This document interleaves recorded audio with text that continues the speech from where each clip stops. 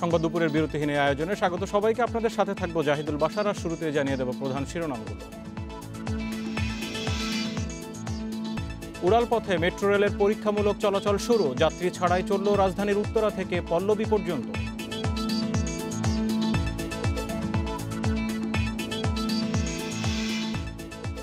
কক্সবাজার বিমানবন্দর হবে প্রাচ্য ও পাশ্চাত্যের সংযোগস্থল। সমুদ্রের মধ্যে রানওয়ের সম্প্রসারণ কাজের উদ্বোধন প্রধানমন্ত্রী।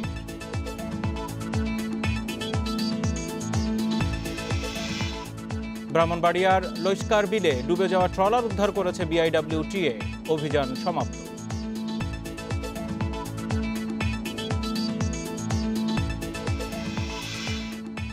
ডেঙ্গুতে মৃত্যু বাড়াচ্ছে ডেনভি ধরন। 20 নমুনার জিনোম সিকোয়েন্সের সবগুলোতেই ডেনভির অস্তিত্ব।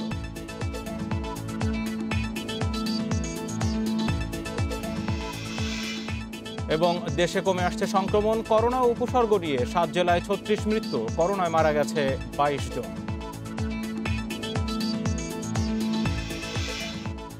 শিরোনাম জানাচ্ছিলাম, এবার যাব পুরো খবরে। দেশের প্রথম মেট্রো রেলের পরীক্ষামূলক চলাচল শুরু হয়েছে। প্রথম দিনে ট্রেনের গতি 25 কিলোমিটারে সীমিত রাখা হয় বলে জানিয়েছেন সড়ক ও যোগাযোগ মন্ত্রী ওবায়দুল কাদের। পরীক্ষামূলক এই চলাচলে কোনো যাত্রী পরিবহন করা হয়নি। উত্তরায় থেকে মিরপুর পল্লবী স্টেশন পর্যন্ত উড়াল রেলপথে ট্রেন চলাচল করে। মন্ত্রী জানান, 2022 সালের ডিসেম্বরের উত্তরা থেকে আগারগাঁও পর্যন্ত যাত্রী নিয়ে মেট্রো রেলের বাণিজ্যিক যাত্রা শুরু হবে। এর আগে পূর্ব প্রস্তুতি হিসেবে শুক্রবার সকাল 6টা থেকে 4 ঘন্টা এর গতিবিধি পর্যবেক্ষণ করেন তারা।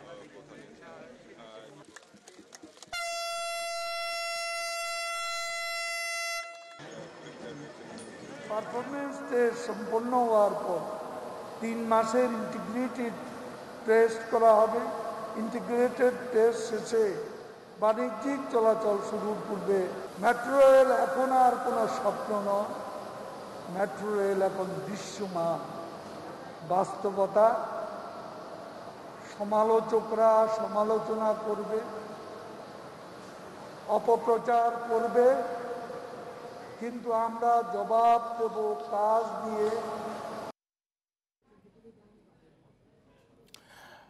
মেট্রো রেল চলাচলের এই যে ট্রায়াল রান যেটি হলো, সব মিলিয়ে বিস্তারিত জানবো। এই মুহূর্তে দিয়াবাড়িতে রয়েছেন আমাদের সহকর্মী শাহিদ আহমেদ। শাহিদ, আজকের যেই পরীক্ষামূলক যে চলাচল সেটি শেষ হয়েছে বেশ খানিকটা আগে, আপনি রয়েছেন দিয়াবাড়িতে। সব মিলে একটু জানতে চাই যে এখন সেখানকার অবস্থা কি, আর আগামীতে যেই আগারগাঁও পর্যন্ত যে চলাচল করবে সেই কাজের এখন কোথায় কি বাকি আছে এখন পর্যন্ত? দেখুন, আসলে এখানে যারা সংশ্লিষ্ট আছে সবার কিন্তু আজকে অনেক বেশি উচ্ছ্বাস দেখা গেছে, যেহেতু যে স্বপ্নের মেট্রো রেল যেটা এখন কিন্তু দৃশ্যমান, রাজধানী নগরবাসী সহ সবাই কিন্তু আজকে দেখে, যদিও পরীক্ষামূলক হলে। এই মুহূর্তে আমি উত্তরা দিয়াবাড়ি যে কেন্দ্রীয় ডিপো সামনে রয়েছে, যদিও মূল প্রোগ্রাম শেষ হওয়ার পরে স্টেশন এলাকা এবং যে মূল ডিপো এলাকা থেকে সবাই কে চলে যেতে হয়েছে, কারণ এখানে অনেক বেশি নিয়ন্ত্রিত রয়েছে বলে তারা আমাদেরকে জানিয়েছেন। আপনি যেটা বলছেন যে যেহেতু মন্ত্রী সহ এখানে যারা সংশ্লিষ্ট প্রকল্প পরিচালক, ব্যবস্থাপনা পরিচালক, তারা বলছে যে মেট্রো রেল 6 সেটার 2022 সাল অর্থাৎ আগামী বছর ডিসেম্বরেই প্রথম যাত্রী সহ কমপক্ষে উত্তরা থেকে আগারগাঁও পর্যন্ত এই পরিবহনে তারা শতভাগ আশাবাদী যে আগামী বছর ডিসেম্বরের মধ্যে চালু করতে পারবে। আর সর্বশেষ তথ্য অনুযায়ী আমি যদি আপনাকে একটু বলি, মোট 16টি যে মেট্রো রেল স্টেশন রয়েছে, এর মধ্যে প্রথম 9টি স্টেশনের কাজ এবং প্রথম 5টি স্টেশনের প্ল্যাটফর্মের কাজ কিন্তু ইতিমধ্যে শেষ হয়েছে, এবং প্রথম 4টি মেট্রো রেলের স্টিল রূপ যে স্ট্রাকচার সেটাও কিন্তু শেষ হয়েছে। এবং তাদের মতে যে 3টি মেট্রো রেলের কাজের অলরেডি ছাদের নির্মাণ কাজ হচ্ছে, সব অবশিষ্ট নির্মাণ কাজ বিভিন্ন পর্যায়ে রয়েছে। তারা আশা করছে যে এর নির্ধারিত সময়ের মধ্যে শেষ হয়ে যাবে এবং অন্ততপক্ষে মেট্রো রেল 6-এর কাজ আগামী বছরের মধ্যে শেষ হয়ে যাবে। আজকে কিন্তু উত্তরা থেকে মিরপুরের পল্লবী পর্যন্ত ট্রেনটি যাত্রীবিহীনভাবে শুধুমাত্র প্রকল্প সংশ্লিষ্ট যারা টেকনিশিয়ান তাদেরকে বহন করে মোট 5টি স্টেশন প্রদক্ষিণ করে যে মিরপুর পল্লবীতে যে পঞ্চম স্টেশন রয়েছে ওইখানে থামে এবং ওইখান থেকে আবার রিটার্ন করে ফেরত আসে তার যে মূল ডিপোতে। এবং আরেকটি বিষয় বলা হচ্ছে, ডিপো ভিতরে যে ট্রায়াল রান যেটি হলো সেখানে পরীক্ষামূলক চলাচল শেষ হওয়ার পরে যারা সেখানে প্রকৌশলী রয়েছেন বা সংশ্লিষ্ট কর্মকর্তারা যারা রয়েছেন তারা কতটা সন্তুষ্ট বা কোনো কিছু তাদের বাড়তি নজরে এসছে কিনা? এই বিষয়টা আমরা প্রশ্ন করেছিলাম যারা প্রকল্প সংস্থা, তারা বলছে যে যেহেতু শুক্রবারও কিন্তু পরীক্ষামূলক প্রস্তুতি হিসেবে, পূর্ব পরিকল্পনা হিসেবে তারা কিন্তু চালিয়েছিলেন দ্বীপের মধ্যে এবং কিছুটা উপরে উঠেছিলেন। তারা বলছে গত শুক্রবারও যেমন সমস্যা হয় না, আজকে কিন্তু এই প্রথম এতদূর গেল যে ট্রেনটা, আজকেও কিন্তু তাদের কোনো ধরনের প্রতিবন্ধকতার সম্মুখীন হতে হয় না এবং কোনো প্রকার তারা সমস্যা সম্মুখীন হয় না। তারা বলছে তারা আশাবাদী যে আজকের এই ট্রায়াল রানটা সম্পূর্ণ সফলভাবে শেষ হয়েছে। আরেকটি বিষয় তাদের কাছে জানতে চেয়েছিলাম, যেহেতু প্রথম বৈদ্যুতিক ট্রেনের যুগে বাংলাদেশ প্রবেশ করেছিল, সম্পূর্ণ বৈদ্যুতিকভাবে এই মেট্রো রেলটা চলবে, সেক্ষেত্রে বিদ্যুৎ চলে গেলে সেক্ষেত্রে কোনো ঝুঁকি আছে কিনা বা নিরাপত্তার কোনো বিষয় আছে কিনা, সেই বিষয়ে তারা সম্পূর্ণ নিশ্চিত করেছেন যে মেট্রো রেলের যে বৈদ্যুতিক ব্যবস্থা সেটা কিন্তু রিজার্ভ, অর্থাৎ কিছু বিদ্যুৎ সংযোগতা সংরক্ষিত অবস্থায় থাকবে ব্যাটারির মাধ্যমে, যাতে ইমার্জেন্সিভাবে কোনোভাবে সময় যদি এই চলন্ত অবস্থায় যদি বিদ্যুৎ চলে যায় সেক্ষেত্রে যেন নিরাপদভাবে স্টেশনে। আপনাকে অনেক ধন্যবাদ। দিয়াবাড়ির মেট্রো রেলের ডিপো থেকে জানাচ্ছিলেন আমাদের সহকর্মী। কক্সবাজার বিমানবন্দর হবে প্রাচ্য পাশ্চাত্যের বিমান যোগাযোগের অন্যতম কেন্দ্রস্থল। সমুদ্রের মধ্যে রানওয়ের সম্প্রসারণ কাজের উদ্বোধন করে প্রধানমন্ত্রী শেখ হাসিনা এই কথা বলেন। সর্বোচ্চ যাত্রী সেবাকে গুরুত্ব দিয়ে বিমান ও বিমানবন্দরের ব্যবস্থাপনা সম্পন্ন করতে সংশ্লিষ্টদের নির্দেশ দেন প্রধানমন্ত্রী। বঙ্গোপসাগরের জলরাশির বুক চিরে বিমানবন্দরের রানওয়ে, এর মধ্য দিয়েই ওঠানামা করবে বিশ্বের বড় বড় সব বিমান। জাপানের ওসাকা, সিঙ্গাপুরের চাঙ্গি ও দক্ষিণ কোরিয়ার ইংচং বিমানবন্দরের মতোই সর্বাধুনিক পদ্ধতিতে সমুদ্রের মধ্যে তৈরি হতে যাচ্ছে কক্সবাজারের দৃষ্টিনন্দন এই রানওয়ে। গণভবন থেকে বিমানবন্দরের এই সম্প্রসারণ কাজের উদ্বোধন করলেন প্রধানমন্ত্রী শেখ হাসিনা। এ সময় তিনি বলেন, ভবিষ্যতে কক্সবাজার হবে প্রাচ্য ও পাশ্চাত্যের বিমান যোগাযোগের কেন্দ্রস্থল। আন্তর্জাতিক রুটে চলাচলকারী ফ্লাইটের জ্বালানি নেয়ার অন্যতম পয়েন্ট হবে এটি। এর সুফল মিলবে ওই এলাকার অর্থনীতিতে। এই রানওয়েটা এমনভাবে সম্প্রসারণ করতে চাই যাতে, আমি বললাম যে বিশ্বের সবচেয়ে বড় বড় প্লেনগুলি যেন নামতে পারে, রিফুয়েলিং করতে পারে বা তারা আসতে পারে, এবং আমাদের কক্সবাজার যে পর্যটন কেন্দ্র, এটাকে আরও আধুনিক সুন্দর পর্যটন কেন্দ্র আমরা করবো বিশ্বমানের, তাহলে সেখানে সকলে এসে যেহেতু আমাদের দেশটাকে উপভোগ করতে পারে। বিভিন্ন বিমানবন্দরের সম্প্রসারণ ও আধুনিকায়নের কাজ চলমান জানিয়ে প্রধানমন্ত্রী নির্ধারিত সময়ে সব শেষ করার নির্দেশ দেন। আমাদের বিমান যখন কোথাও যায় সেটা হয়তো বাংলাদেশকে রিপ্রেজেন্ট করে, বাংলাদেশের প্রতিনিধিত্ব করে, কাজে সেই দিকেও আমাদের নজর রাখতে হবে।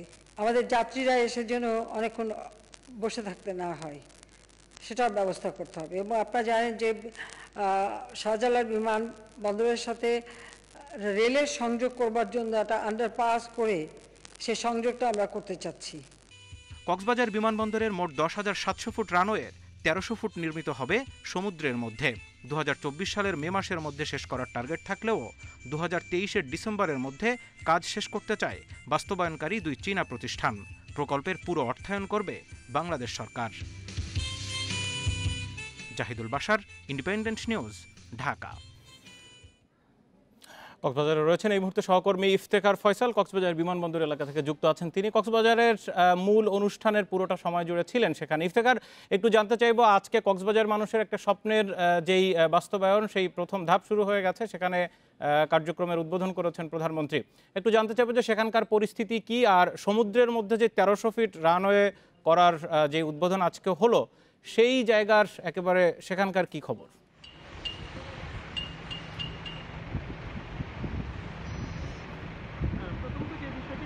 1000 ফুট পর্যন্ত, এবং সেটি আরো 1700 ফুট বাড়ানোর যে কাজ, সেই কাজেরই মূলত আজকে উদ্বোধন হলো। এবং যেই 1700 ফুট বাড়ানো হবে এর মধ্যে 1300 ফুটেই বঙ্গোপসাগরের নীল জলরাশির মধ্যেই কিন্তু সেটি হবে।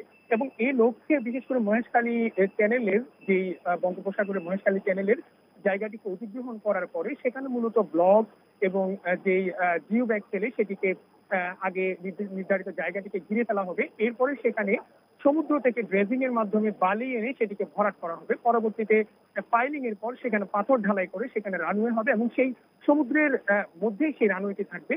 এবং যখন কোনো বিমান উঠানামা করবে তখন সেখানকার যারা যাত্রী থাকবেন তারা কিন্তু ওঠানামার সময় সমুদ্রের একটি তাদের মধ্যে রোমাঞ্চকর অভিজ্ঞতা হবে এবং বিশেষ করে সমুদ্রের যে সৌন্দর্য সেটা আরো ভালো করে তারা দেখতে পারবেন। এবং এটি দেশেই এই ধরনের যে কোনোর আনুষ্ঠানিক এটি প্রথম, এবং এর মধ্য দিয়ে কিন্তু কক্সবাজার সমুদ্র সৈকতের সম্প্রসারণের মধ্য দিয়ে কক্সবাজার বিমানবন্দরের যে সম্প্রসারণ, সেই সম্প্রসারণের কাজের মধ্য দিয়ে বাংলাদেশের সবচেয়ে বড় দীর্ঘতম রানওয়েটি হবে কক্সবাজার। এবং আরেকটি বিষয় হলো এই টোটাল যে প্রকল্পগুলো, সেই প্রকল্পের মধ্য দিয়ে কক্সবাজারকে একটি আন্তর্জাতিক বিমানবন্দরের রূপ নেওয়ার কাজ করতে বলে আজকে এখানকার যারা যে কর্মকর্তা রয়েছেন এবং পাশাপাশি প্রধানমন্ত্রী সেই বিষয়টি বলেছেন। এবং দেশের চতুর্থ আন্তর্জাতিক বিমানবন্দর হিসাবে এটি যখন হবে তখন মূলত যে বিশ্বের প্রাচ্য এবং পাশ্চাত্যের যে ফ্লাইটগুলো চলাচল করে সংযোগ স্থাপনকারী একটি গুরুত্বপূর্ণ হাব হবে এই বিমানবন্দর। এবং বিশেষ করে বলা হচ্ছে রিফুয়েলিং এর ক্ষেত্রে আন্তর্জাতিক বিমানগুলো জ্বালানির জন্য মূলত এটি যদি এখানে থামে সেক্ষেত্রে দেশের অর্থনীতিতেও একটি গুরুত্বপূর্ণ ভূমিকা রাখবে, এমনটি সেখানে আশাবাদ প্রকাশ করা হয়েছে। এবং পাশাপাশি কক্সবাজার যেহেতু একটি পর্যটন নগরী, এখানকার পর্যটনের বিকাশের পাশাপাশি এখানকার যে অর্থনীতি, এখানে যে লবণ শিল্প রয়েছে, চিংড়ি শিল্প রয়েছে, সেই মৎস্য শিল্প, লবণ শিল্প সহ যে পর্যটনের উপর ব্যাপক ভূমিকা রাখবে, যা মানুষের কর্মসংস্থান তৈরিতে যেটা। আপনাকে অনেক ধন্যবাদ। প্রধানমন্ত্রীও তেমনটি বলেছেন যে ওই এলাকার অর্থনীতিতে ব্যাপক পরিবর্তন আসবে। ভূমি অধিগ্রহণ জটিলতায় স্থবির হয়ে পড়েছে পাবনার নগরবাড়ি আধুনিক নৌবন্দর প্রকল্পের নির্মাণ কাজ। গত জুনে প্রকল্প শেষ হওয়ার কথা থাকলেও নির্ধারিত সময়ে কাজ হয়েছে মাত্র 25%। এদিকে জমি অধিগ্রহণের ক্ষতিপূরণের অর্থ না পাওয়ায় আন্দোলনে নেমেছেন ভূমিদাতারা। জেলা প্রশাসক বলছেন, মামলা জটিলতায় ক্ষতিপূরণের টাকা দেয়া আটকে আছে।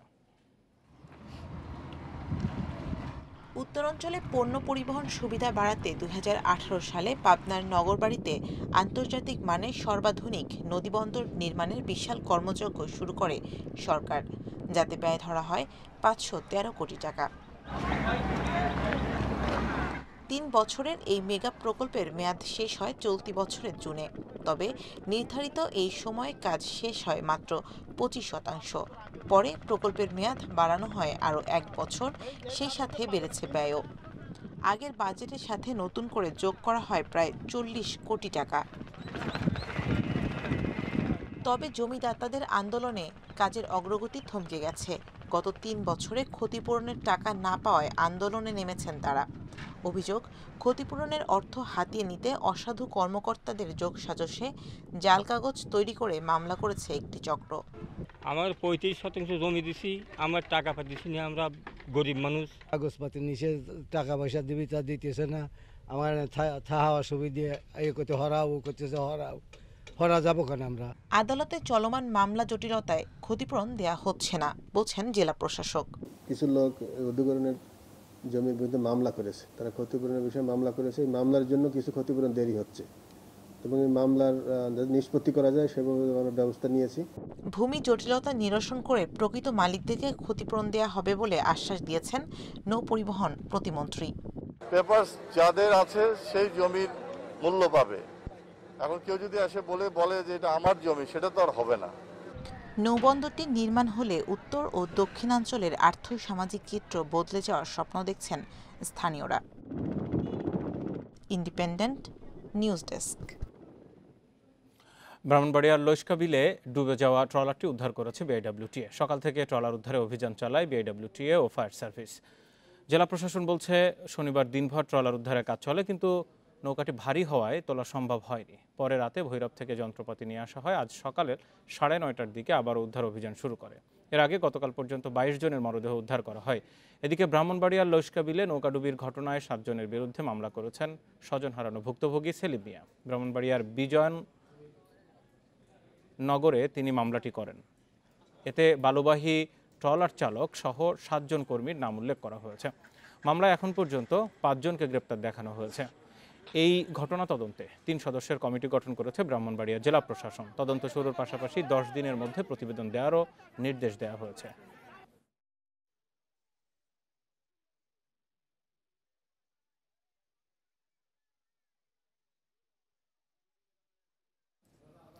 ব্রাহ্মণবাড়িয়ার বিজয়নগর গ্রামে চলছে শোকের মাতম। নৌকা দুর্ঘটনায় কেউ হারিয়েছেন মা, কেউ স্ত্রী বা সন্তান। নিহত হয়েছেন এই এলাকার 17 জন। নিহতের স্বজনদের দাবি, অতিরিক্ত যাত্রী নেয়ায় ডুবেছে নৌকা। তাদের অভিযোগ, তদারকির অভাবে প্রায়ই ঘটছে এমন দুর্ঘটনা। বিজয়নগরের গেরারগাঁও গ্রামে জজ মিয়ার পরিবারে মুহূর্তেই নামে অন্ধকার। নৌকা দুর্ঘটনায় তার স্ত্রী ফরিদা বেগম, 10 বছরের মেয়ে মুন্নি আক্তার ও শাশুড়ি কমলা বেগমের মৃত্যু হয়েছে। তছনছ হয়ে গেছে সাজানো সংসার। আমার জীবন তো শেষ হই, আমার জীবন তো অন্ধকার আর কি, এই মাঝির গাফিলতি বাস। স্ত্রীকে হারিয়েছেন বড়পুকুর গ্রামের সুলাইমান মুন্সি। নৌকায় ব্রাহ্মণবাড়িয়া যাচ্ছিলেন অসুস্থ আত্মীয়কে দেখতে। আমরা এটার বিচার চাই, আমরা এটা সুষ্ঠু তদন্ত চাই, বিচার চাই। এই দুর্ঘটনা থেকে বেঁচে ফিরেছেন রুবিনা আক্তার, কিন্তু স্বজন হারিয়ে প্রায় বাকরুদ্ধ তিনি। এলাকাবাসীর অভিযোগ, অতিরিক্ত যাত্রী নেয়ায় এই দুর্ঘটনা। সেওটার মিজে একজনের সাথে একজন লেগে রয়েছে, এত মানুষ, মা, বড় বোন, ভাগ্নি, আপন চাচি, হ্যাঁ আমাদের এক ফ্যামিলির সব নাই। নৌ দুর্ঘটনায় জড়িতদের কঠোর ব্যবস্থা নেওয়া হবে বলে হুঁশিয়ারি পুলিশের। এই ভুক্তভোগী সেলিম তিনি এজাহার দায়ের করেছেন। তার পরিপ্রেক্ষিতে 7 জনকে আসামি করে এবং অজ্ঞাতনামা কয়েকজনকে আসামি করে মামলা হয়েছে। অলরেডি আমরা 5 জনকে গ্রেপ্তার করতে সক্ষম হয়েছি, বাকি 2 জনকে গ্রেপ্তার অভিযান অব্যাহত রয়েছে। স্থানীয়দের অভিযোগ, প্রতিদিনই ঝুঁকি নিয়ে চলাচল করছে মানুষ, কিন্তু ঘাটে কোনো তদারকি নেই। দুর্ঘটনার পর থেকে চম্পকনগরের ঘাট সংশ্লিষ্টরা পলাতক। স্থানীয়রা বলছেন, দীর্ঘদিন ধরে এই সিন্ডিকেটের কাছে জিম্মি তারা, তাই এ ধরনের দুর্ঘটনা ঠেকাতে হলে এদের বিষয়ে নিতে হবে কঠোর ব্যবস্থা, সেই সঙ্গে প্রশাসনকে সার্বক্ষণিক নজরদারি করতে হবে। নূরে আলম, ইন্ডিপেন্ডেন্ট নিউজ, ব্রাহ্মণবাড়িয়া।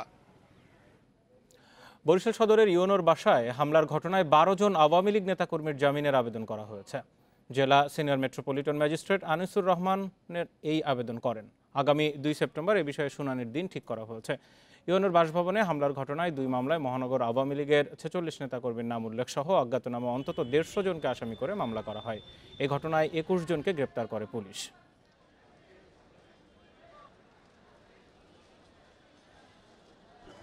এই মোকদ্দমা দুটি অতিরিক্ত চিফ মেট্রোপলিটন ম্যাজিস্ট্রেটের বিষয়।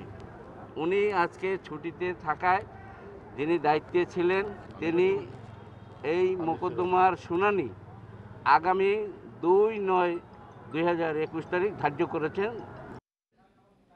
নিষিদ্ধ ঘোষিত সংগঠন আনসার আল ইসলামের জোবায়দা সিদ্দিকা নাবিলা নামের এক মহিলা সদস্যকে গ্রেপ্তার করেছে কাউন্টার টেরোরিজম ইউনিট। 26 আগস্ট রাজধানীর বাড্ডা থেকে তাকে গ্রেপ্তার করা হয়। দুপুরে ডিএমপির মিডিয়া সেন্টারে সংবাদ সম্মেলনে সিটিটিসির প্রধান মোহাম্মদ আসাদুজ্জামান জানান, আনসার আল ইসলামের সামরিক শাখারও সদস্য ছিলেন ওই নারী। এই নারী 17টি টেলিগ্রাম চ্যানেল তৈরি করেছিল। এর মাধ্যমে আনসার আল ইসলামের বিভিন্ন কার্যক্রম চালাতো। তার চ্যানেলে 25,000-এর বেশি সাবস্ক্রাইবার রয়েছে জানিয়ে সিটিটিসি প্রধান বলেন, তার চ্যানেলে বোমা তৈরির প্রক্রিয়া, আইনশৃঙ্খলা বাহিনী থেকে রক্ষা পাওয়ার কৌশল শেয়ার করা হতো।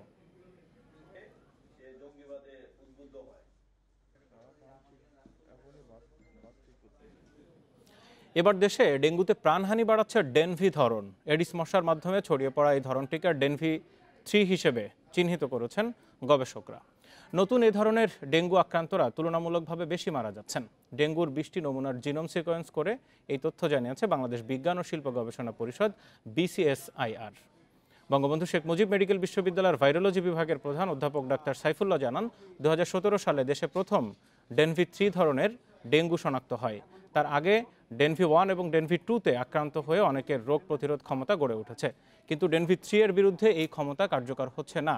আরেক গবেষক সাইফুল্লাহ মুন্সি বলেন, যারা আগের 2 ভ্যারিয়েন্টে আক্রান্ত তারা নতুন করে ডেনভিতে আক্রান্ত হলে সংকটাপন্ন অবস্থায় পড়ছেন। এই কারণে এবার ডেঙ্গুতে প্রাণহানি বাড়ছে। এই জিনোম সিকোয়েন্সিং ভবিষ্যতে ডেঙ্গুর ভ্যাকসিন উৎপাদনে সহায়ক হবে বলে আশা গবেষকদের। 20 জন ডেঙ্গু ভাইরাসে আক্রান্ত রোগী থেকে নমুনা সংগ্রহ করে জিনোম সিকোয়েন্সিং এর কাজ সম্পন্ন করেছে। উক্ত নমুনা ডেঙ্গু ভাইরাসের ডেনভি 3 অর্থাৎ সেরোটাইপ 3 এর অন্তর্গত। এখন যখন ডেন 1 দিয়ে কেউ আক্রান্ত হয়, উনি তার মধ্যে একটা প্রতিরোধ ক্ষমতা তৈরি করে। এই প্রতিরোধ ক্ষমতাটাই কিন্তু ওই যে আমরা বলি না যে ঘরের শত্রু বিভীষণ, একটা প্রবাদ আছে। তো তার মানে এই যে ব্যক্তি যিনি আক্রান্ত হলেন ডেঙ্গিতে, তার পরবর্তীতে তিনি যখন আবার ডেন 2, 3, 4 দিয়ে আক্রান্ত হবে বা অন্য একটা সেরোটাইপ দিয়ে আক্রান্ত হবে, তখন ওই যে অ্যান্টিবডিটা তৈরি হয়েছিল, প্রতিরোধ ক্ষমতা তৈরি হয়েছিল, সেটাই কিন্তু ওনার জন্য ক্ষতিকারক হয়ে দাঁড়ায়।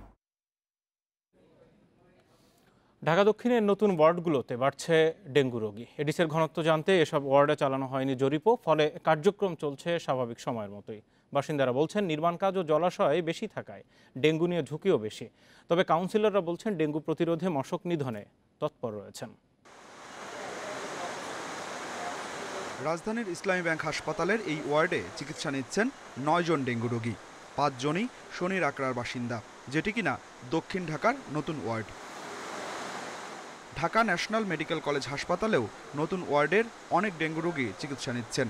হাসপাতাল ঘুরে দেখা গেল শনির আকড়া, বউবাজার, রায়েরবাগ এলাকার রোগী সবচেয়ে বেশি। 62 নং ওয়ার্ড নতুন ওয়ার্ড, প্রতি ফ্ল্যাটের রোগী আছে, কিন্তু মশা তো ওষুধ দেয় না। 10-15 দিন হওয়ার পর একদিন এবার আমাদের বিল্ডিং আশেপাশে নাই। আমার বাচ্চার সমস্যা, আমার চারতলা বাসা, 5 তলায় আমার এক বন্ধুর সমস্যা, নিচতলা বাড়িওয়ালার নাতিনের সমস্যা, এই ডেঙ্গু সমস্যা। আমি শনি একটা উনি রায়েরবাগে, এর আগের এই সিটে কিছুদিন আগে ভালো হয়ে গেছে, এটা ছিল রায়েরবাগে, ছিল রায়েরবাগে। তো ঠিক আছে, তো আশেপাশেরই আমরা সবাই। নতুন ওয়ার্ড হওয়ায় সড়ক সহ বিভিন্ন উন্নয়ন কাজ চলছে। এছাড়াও নির্মাণ হচ্ছে অসংখ্য বহুতল ভবন। নির্মাণ কাজের স্থানে জমে থাকা পানিতে জন্ম নিচ্ছে এডিস সহ অন্য মশা। তবে কাউন্সিলররা বলছেন সিটি কর্পোরেশন থেকে লোকবল, যন্ত্র ও মশার ওষুধ দেওয়া হয়েছে। পরিস্থিতি নিয়ন্ত্রণে চালানো হচ্ছে অভিযান। হয়তো আজকে পানি জমতেছে, হয়তো আপনি গতকালকে পরিষ্কার করলেন, কিন্তু আজকের বৃষ্টিতে পানি জমে বিকেলবেলায় হয়তো বা সেখানে লাবড়া পাওয়া যাচ্ছে। তো সেইভাবে হয়তো বা ভাবতেছে যে আমি তো পরিষ্কার করেছি, কিন্তু পরিষ্কারের পরেও পরিষ্কার রাখতে হবে, সেখানে একটু মেডিসিন ছিটায় রাখতে হবে। ডেঙ্গুর ব্যাপারে আমরা একেবারে চিরুনি অভিযান অব্যাহত রেখেছি। তবে জনগণ সচেতন হয়ে তার নিজের আঙ্গিনায়, বাড়ির ছাদে যাতে পানি না রাখে, সেই ব্যাপারে আপনারাও গণমাধ্যমগুলি আমাদেরকে সহযোগিতা করবেন। নতুন ওয়ার্ডের বেশিরভাগ রোগী চিকিৎসা নিচ্ছেন যাত্রাবাড়ি ও পুরান ঢাকার বিভিন্ন হাসপাতালে, যে হাসপাতালগুলো স্বাস্থ্য অধিদপ্তরের তালিকায় নেই। ফলে ডেঙ্গু রোগীর তথ্য যাচ্ছে না সিটি কর্পোরেশনের কাছে। Adilur Rahman, independent news, Dhaka. 24 ঘন্টায় করোনা উপসর্গ নিয়ে সিলেট শহর 7 জেলায় 36 জনের মৃত্যু হয়েছে। এর মধ্যে করোনায় 22 ও উপসর্গ নিয়ে 14 জন মারা গেছেন। সিলেটে একদিনের ব্যবধানে করোনা শনাক্ত মৃত্যু কিছুটা বেড়েছে। 24 ঘন্টায় করোনায় 9 জন মারা গেছেন, নতুন শনাক্ত 154 জন। ময়মনসিংহ মেডিকেল কলেজ হাসপাতালে করোনায় 2 ও উপসর্গ নিয়ে 6 জনের প্রাণহানি হয়েছে। জেলায় শনাক্তের হার 18.48%। রাজশাহী মেডিকেল কলেজ হাসপাতালের করোনা ইউনিটে আরও 7 জনের মৃত্যু হয়েছে। এর মধ্যে 5 জন উপসর্গে এবং বাকিরা করোনায় মারা গেছেন। সংক্রমণের হার গতকালের তুলনায় প্রায় 13% বেড়ে দাঁড়িয়েছে 21.31%। এছাড়া করোনায় চট্টগ্রামে 4, খুলনায় 2, ঝিনাইদহে 2 এবং বরিশালে 1 জনের মৃত্যু হয়েছে। চাঁদপুরে উপসর্গ নিয়ে মারা গেছেন 3 জন।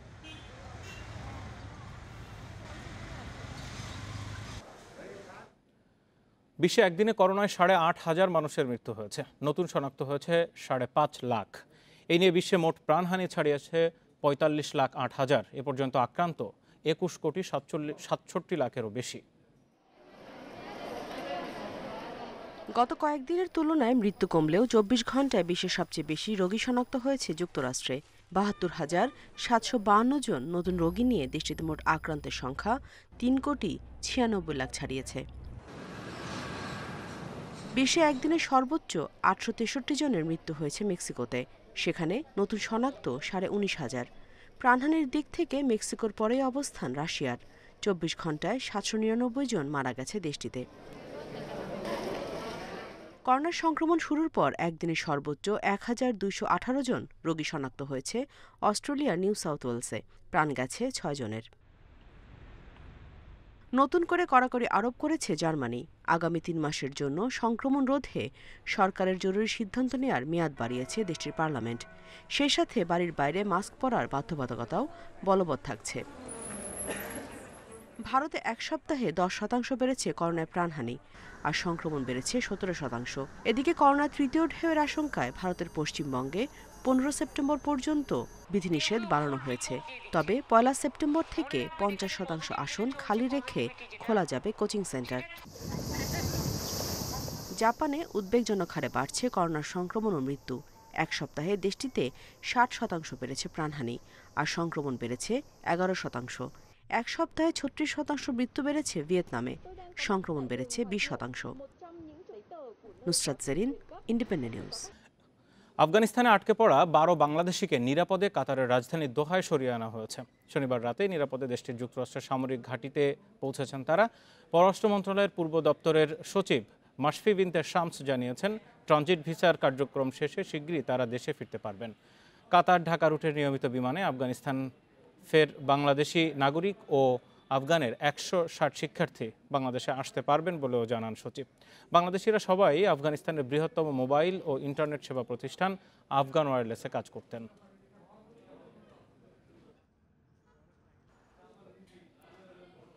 গতি বাড়িয়ে ধীরে ধীরে ভয়াবহ হারিকেনে পরিণত হচ্ছে আইডা। ক্যাটাগরি 2 থেকে 4-এ রূপ নিচ্ছে হারিকেনটি।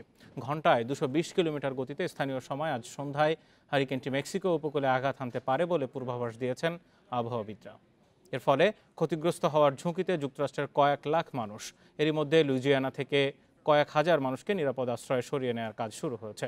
রাজ্যের গভর্নর জানিয়েছেন, লুইজিয়ানার 150 বছরের ইতিহাসে ভয়াবহ ঘূর্ণিঝড় হতে যাচ্ছে আইডা। লুইজিয়ানার পাশাপাশি প্রতিবেশী রাজ্য মিসিসিপিতেও জরুরি অবস্থা জারি করা হয়েছে। আবহাওয়া বিভাগ বলছে 2005 সালের হারিকেন ক্যাটরিনার থেকে ভয়াবহ হতে পারে আইডা। ক্যাটাগরি 3 মাত্রার ওই হারিকেনের আঘাতে 1800 মানুষ নিহত হয়। আইডার ভয়াবহতা রূপ নিচ্ছে উল্লেখ করে সর্বাত্মক সহযোগিতার আশ্বাস দিয়েছেন মার্কিন প্রেসিডেন্ট জো বাইডেন। এর আগে কিউবাতে তাণ্ডব চালায় আইডা।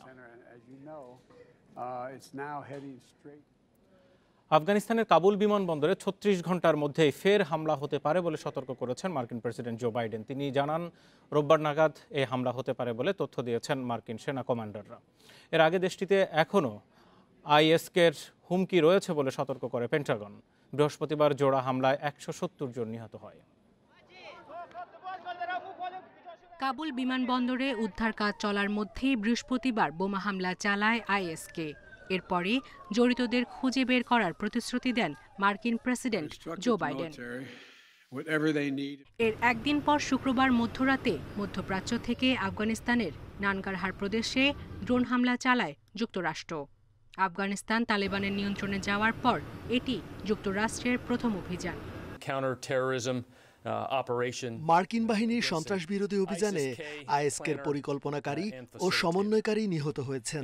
নানগারহার প্রদেশে একটি গাড়িতে হামলা চালানো হয়। ভবিষ্যতে আমাদের হামলার কোনো পরিকল্পনা নেই, তবে আত্মরক্ষা ও প্রয়োজনে সন্ত্রাসবিরোধী অভিযান চালানো হতে পারে। আইএসকের হুমকি এখনো আছে বলে জানিয়েছেন পেন্টাগনের মুখপাত্র জন কির্বি। একক অভিযানেই আমরা আমাদের লক্ষ্যে পৌঁছেছি, তবে আইএসকে থেমে থাকবে না, তারা এখনো সক্রিয় আছে।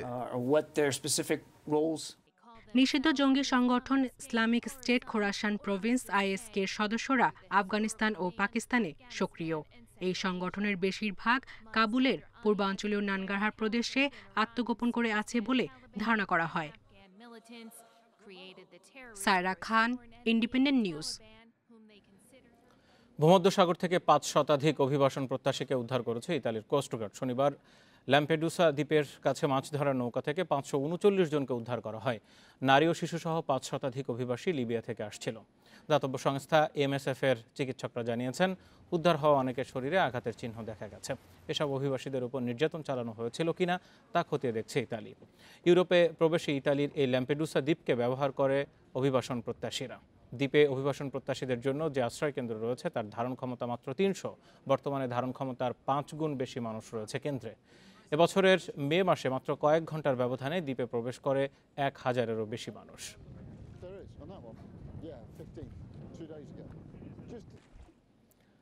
নিউজিল্যান্ড সিরিজ সামনে রেখে মিরপুরে তৃতীয় দিনের অনুশীলন শুরু করেছে টাইগাররা। তবে আজ অনুশীলন করছে না কিউই দল। কোয়ারেন্টিন শেষ করে এরই মধ্যে যোগ দিয়েছেন সাকিব। অস্ট্রেলিয়া সিরিজে বোলিং ভালো হলেও ব্যাটিং নিয়ে আছে অতৃপ্তি। তাতে অ্যাশওয়েল প্রিন্স খুব একটা চিন্তিত নন। মুশফিক লিটন ফেরায় সিরিজ জয়ের ভালো সম্ভাবনা দেখছেন টাইগারদের ব্যাটিং কোচ। একদিন পর কোয়ারেন্টিন শুরু করে শেষ করেছেন একদিন পরে। অনুশীলনে সবার সাথে যোগ দিতে সেই একদিনের অপেক্ষা ছিল সাকিবের। মুক্ত হয়ে হোম অফ ক্রিকেটে ফিরে ইনডোরে নিজেকে ঝালিয়ে নিয়েছেন সাধ্যমতো। হাতে সময় বেশি নেই, রণকৌশল সাজিয়ে ফেলেছেন ডমিঙ্গো। যা মাঠে বাস্তবায়ন করতে হবে লিটন সৌম্যদের। কার কি করণীয় প্রতিদিনের রুটিনে মনে করিয়ে দিচ্ছেন টাইগার হেড কোচ। সেই তালিকায় কাজের ভার বেশি ওপেনারদের, যাদের নিয়ে ভুগতে হয়েছে। লিটন ফিরেছেন, ব্যাটিং কোচের প্রত্যাশাও বেড়েছে। ওপেনিং নিয়ে চিন্তিত নই আমি। উইকেট কন্ডিশন সম্পর্কে ওদের ধারণা থাকতে হবে আরও। ওপেনিংয়ে যে প্রতিদ্বন্দ্বিতা চলছে এটা দলের জন্য ভালো।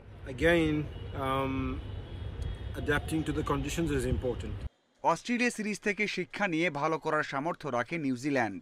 ওদেরকে হালকা করে দেখলে বিপদে পড়তে হবে বলছেন প্রোটিয়া কোচ। তবে লিটন মুশফিক ফেরায় দলের যে শক্তি বেড়েছে তাতে আরও একটা সিরিজ জয়ের সুযোগ দেখছেন প্রিন্স। ওরা ভালোভাবে অ্যানালাইসিস করে এসেছে। অস্ট্রেলিয়ার চেয়ে ভালো করবে মনে হয়। আমাদের 3 বিভাগেই ভালো করতে হবে। মুশফিক লিটন ফেরায় সে কাজ খুব একটা কঠিন হবে না। সামনের বিশ্বকাপে বড় দায়িত্ব পালন করতে হবে ব্যাটসম্যানদের। শিষ্যদের সেভাবে প্রস্তুত করতে শুরু করেছেন এই Protea coach. Mazharul Islam, independent news. পিএসজির হয়ে আজ অভিষেক হতে পারে মেসির। নতুন ক্লাবের জার্সিতে আর্জেন্টাইন তারকাকে দেখতে অধীর আগ্রহে অপেক্ষা করছে ভক্তরা। সে অপেক্ষার অবসান ঘটতে পারে আজ রাতেই। লিগ ওয়ানে রাঁচের বিপক্ষে মাঠে নামতে পারে মেসি। ম্যাচ শুরু রাত 1:15টায়। প্যারিসে আসার পর দলের সঙ্গে খাপ খাইয়ে নিতে প্রথম 3 ম্যাচ খেলেননি মেসি। বিশ্রামে থাকায় নেইমারও এখন পর্যন্ত চলতি লিগে মাঠে নামেননি। আজ তিনিও খেলতে পারেন। এদিকে এমবাপেকে দলে ফেরাতে মরিয়া রিয়াল মাদ্রিদ।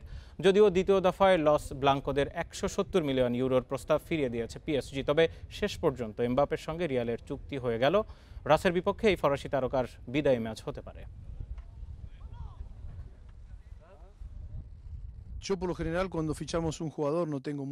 মেসি খুবই পেশাদার একজন ফুটবলার।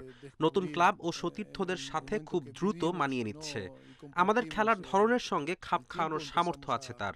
মেসি, নেইমার ও এমবাপে প্রত্যেকে স্কোয়াডে রয়েছে, তবে রাশের বিপক্ষে শুরু থেকে ওরা খেলবে কিনা তা নিশ্চিত নয়।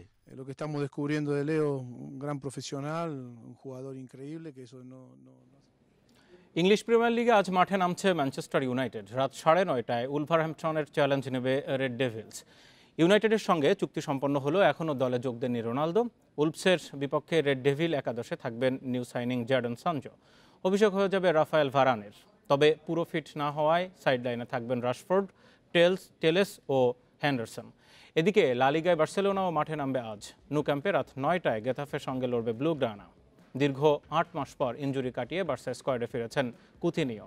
গোলরক্ষক টের স্টেগানো পুরো ফিট রয়েছেন এখন, তবে চোটের কারণে নেই পিকে, ডেম্বলে, ফাতি ও আগুয়েরো।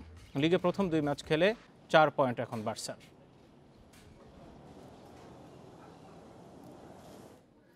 পরাজয় দিয়ে রোনালদোবিহীন যাত্রা শুরু হলো ইউভেন্টাসের। সেরিয়াতে নবাগত এম্পোলির কাছে 1-0 গোলে হেরেছে তুরিনের ওল্ড লেডি। অন্যদিকে লা লিগায় বেতিসকে হারিয়ে শীর্ষে উঠেছে রিয়াল মাদ্রিদ। আর ইপিএলে লিভারপুলের বিপক্ষে কষ্টার্জিত ড্র চেলসির। CR7-কে হারিয়ে যেন ছন্দ হারিয়ে ফেলেছে ইউভেন্টাস। সেরিয়ার নবাগত দল এম্পলির বিপক্ষে ঘরের মাঠে হোঁচট খেল তুরিনের ওল্ড লেডি। আক্রমণের সুবিধা করতে পারেনি চিয়েসা দিবালারা। অ্যাটাকের দুর্বলতা রোনালদোর অভাববোধ প্রকট করেছে। ম্যাচের 21 মিনিটে এম্পলিকে এগিয়ে দেয় অধিনায়ক লিওনার্দো মানকুসো। বিরতির পর গোলের দেখা পেতে 5 পরিবর্তন আনেন ইউভে কোচ আলেগ্রি, কিন্তু লাভ হয়নি। মোরাতা, বের্নার্দেস্কিরা সফল হননি। সেরিয়ার শেষ 52 মৌসুমে এই নিয়ে তৃতীয়বার প্রথম 2 ম্যাচে জয় তুলে নিতে ব্যর্থ ইউভেন্টাস। তুরিনের জায়ান্টরা হারলেও লা লিগা জিতেছে মাদ্রিদ জায়ান্টরা। কারভাহালের একমাত্র গোলে রিয়াল বেতিসকে হারায় লস ব্লাঙ্কোস। বেতিসের মাঠে প্রথমার্ধ ছিল গোলশূন্য। 61 মিনিটে বেনজেমার দুর্দান্ত ক্রস থেকে গ্যালাক্টিকোদের জয়সূচক গোলটি করেন কারভাহাল। 3 ম্যাচে 2 জয়, 1 ড্রয়ে টেবিলের শীর্ষে রিয়াল মাদ্রিদ। ইপিএলে লিভারপুলকে রুখে দিয়ে 1-1 গোলে ড্র করেছে চেলসি। 22 মিনিটে ব্লুদের লিড এনে দেয় হাওয়ার্ডস। এরপর প্রথমার্ধের শেষ দিকে ডি বক্সে বিতর্কিত হ্যান্ডবলে লাল কার্ড দেখেন চেলসির রিস জেমস। পেনাল্টি পেয়ে লিভারপুলকে সমতায় ফেরান সালাহ। দ্বিতীয়ার্ধে 10 জন নিয়েও হার এড়াতে প্রত্যয়ী ছিল চেলসি। রক্ষণাত্মক ফুটবল খেলে অ্যানফিল্ড থেকে 1 পয়েন্ট তুলে নেয় টুখেলের দল। ফেরদৌস ইসলাম, ইন্ডিপেন্ডেন্ট নিউজ। বিশ্বের সবচেয়ে উত্তরের দ্বীপ আবিষ্কার করেছেন বিজ্ঞানীরা। গ্রিনল্যান্ড উপকূলের উডাক আইল্যান্ড নিয়ে গবেষণা চালানোর সময় দ্বীপটির সন্ধান মেলে। আবিষ্কারকরা এর নাম দিতে চাচ্ছেন কিকারতাক আভার্নার লেক, গ্রিনল্যান্ডের ভাষায় যার অর্থ সবচেয়ে উত্তরের দ্বীপ। গত বছরের জুলাইয়ে বিশ্বের সর্ব উত্তরের দ্বীপ বলে পরিচিত উডাক আইল্যান্ড নিয়ে গবেষণা শুরু করে ডেনমার্ক ও সুইজারল্যান্ডের একদল বিজ্ঞানী। নমুনা সংগ্রহের জন্য হেলিকপ্টারে করে দ্বীপের উদ্দেশ্যে যাত্রা শুরু করে তারা, কিন্তু ম্যাপ অনুযায়ী সেখানে গিয়ে দ্বীপটির খোঁজ পাওয়া যাচ্ছিল না। পরে নতুন একটি জায়গায় গিয়ে অবতরণ করেন 6 সদস্যের দলটি। জানতে পারেন উডাক দ্বীপ থেকে 800 মিটার উত্তরে অবস্থান তাদের। বিজ্ঞানীদের দাবি, নতুন আবিষ্কৃত এই দ্বীপটি উত্তর মেরুর সবচেয়ে নিকটতম স্থলভূমি, যা পৃথিবীর সবচেয়ে উত্তরের দ্বীপ। এটি মূলত গ্রিনল্যান্ড উপকূলের একটি বিশাল স্বায়ত্তশাসিত অঞ্চল, যা ডেনমার্কের অন্তর্গত। এটি একটি যৌথ গবেষণার অংশ হিসেবে আমরা উডাক দ্বীপ পরিদর্শন করতে চেয়েছিলাম, কিন্তু সৌভাগ্যবশত এই দ্বীপটি আবিষ্কার করে ফেলি। কোপেনহেগেন বিশ্ববিদ্যালয়ের বিজ্ঞানী ও এই গবেষণার পরিচালক মর্টেন রাস জানায়, 60 বর্গমিটার দৈর্ঘ্য ও 30 বর্গমিটার প্রস্থের দ্বীপটি মানুষের বসবাসের জন্য তেমন উপযুক্ত নয়। দ্বীপটি পুরোপুরি উদ্ভিদহীন, কাদা ও নুড়ি পাথরের পাশাপাশি চারিদিক বরফে ঢাকা। বিজ্ঞানীরা বলছেন, নতুন দ্বীপটির আবিষ্কার বৈজ্ঞানিক বিচারে খুব একটা গুরুত্বপূর্ণ নয়, তবে ভবিষ্যতে নতুন কোনো গবেষণায় এই আবিষ্কার কাজে আসতে পারে। আশরাফ শুভ, ইন্ডিপেন্ডেন্ট নিউজ। ধন্যবাদ এতক্ষণ সাথে থাকার জন্য। বিরতিহীন সংবাদ দুপুরের আয়োজন আজ এ পর্যন্ত। ফেসবুক, ইউটিউব আর টুইটারে চোখ রাখুন। সংবাদের আরো বিস্তারিত দেখতেও চান।